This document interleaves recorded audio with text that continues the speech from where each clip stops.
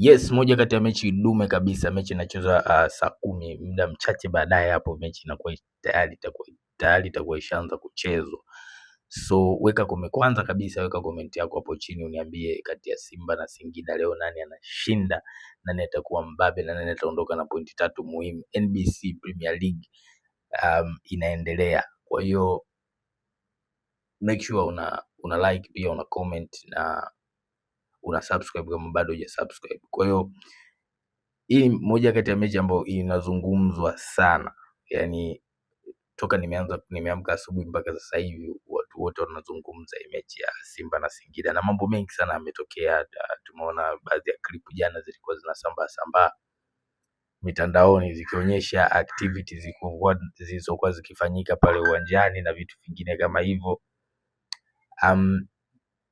Mimi naamini hizo zote ni mind games tu. Bado najua kuna nafasi kubwa sana ya Simba Sports Club kushinda hii game, na huenda ikawa Simba ikashinda goli nyingi sana kwenye hii mechi, kwa sababu naamini wachezaji wote wanakuwa na hamu ya kuonyesha kwamba wanao uwezo wa kushinda hii mechi. Na pia ni mechi muhimu sana. Unajua mechi za ugenini zinakuwaga ni mechi muhimu sana, hasa kwenye mbio za ubingwa. Kocha anaweza kaanza na kikosi chake kile nafikiri kilichocheza mechi kabla ile ya Confederation.